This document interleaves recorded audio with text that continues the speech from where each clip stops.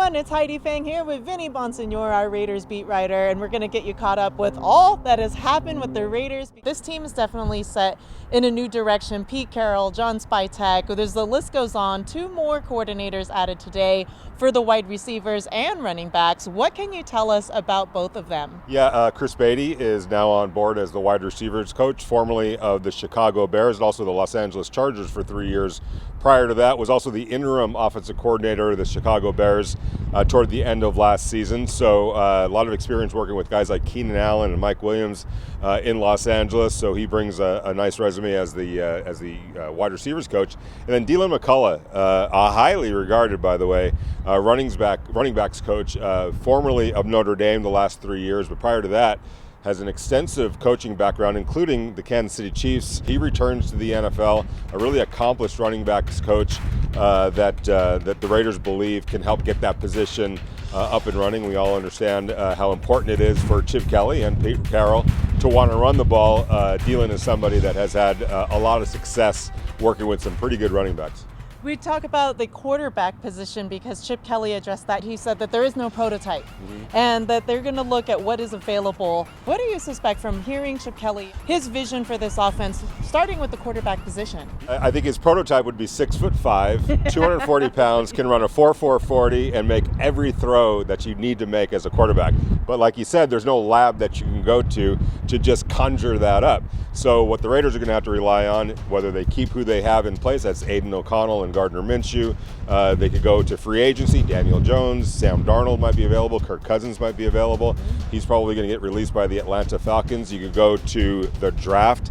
Shedeur Sanders, Cam Ward, Jackson Dart, any number. Will Howard, the Ohio State quarterback that Chip Kelly was the offensive coordinator for. The common thread amongst all of them is that they're all different.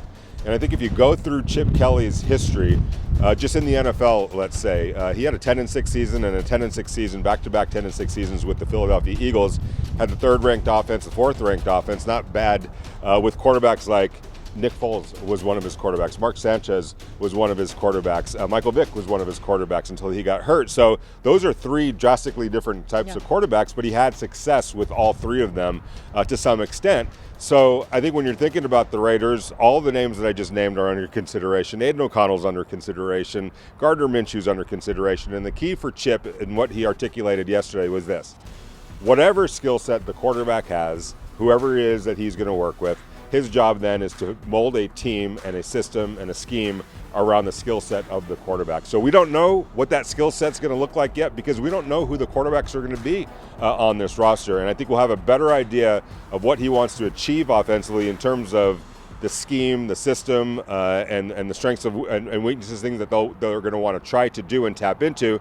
But it's all going to be predicated on who that quarterback is and what they bring to the table. You went to the Senior Bowl. You talked about Jackson Dart. He has a history here with Jackson Powers Johnson.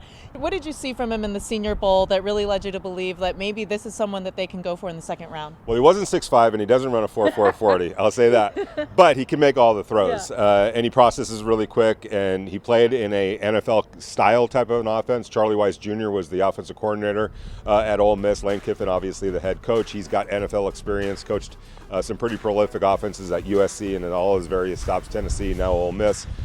So he's used to playing in a fairly sophisticated offense, as sophisticated as it gets in college. That should translate really well into the NFL. He's a sneaky good athlete. He's 6'2", not the biggest, but also plenty big enough, and has got a good enough arm to make all the throws in the NFL. So I think that he would fit in a Chip Kelly offense. Do I think that he's quarterback 2 or quarterback 1? No, I don't think that. I still think that Shedeur and Cam hold those distinctions. But if those 2 quarterbacks are gone and the Raiders are intent on drafting a quarterback, then all of a sudden you got to start wondering, all right, if they do like Jackson Dart, I know there's a lot of people in the building that do, where are they comfortable pulling the trigger on a Jackson Dart? Is it at number 6? Do you trade back and hope that, maybe get him at 14, 15? Do you trade back up in the 1st round? The Raiders have a lot of tradable assets. So it'll be interesting to see what their intel is on where everyone else feels about Jackson Dart if they don't have access to Cam or Shedeur and they want to pull the trigger on Jackson. And it becomes a question of when do you feel comfortable in doing that, and when do you start getting a little bit uneasy that if you wait any longer, somebody else is going to scoop him up? I want to talk a little bit about Tom Brady at the Super Bowl, his role here with this team. They've designed special rules for him. We've all heard and known about those rules. They did give him access, though, this week as a pass to some of the production meetings to be involved with the Chiefs and Eagles planning. But when I mentioned Tom Brady, it's because of what I feel is kind of a culture reset here. They got rid of Tom Telesco. Antonio Pierce is gone. All the coaches and the hires. What does that say to how this team is rebuilding and the influence that Tom Brady has had upon it? Well, it felt like he tried to downplay it a little bit yesterday, doing all the right things. Remember, he's got two different jobs now. He's a co-owner of the Raiders and also the de facto president of football operations. He'll ease into that role a little bit, but I think a lot of people understand, and based on the feedback that I was getting from people that were dealing directly with the Raiders on the coaching search, it's basically his show.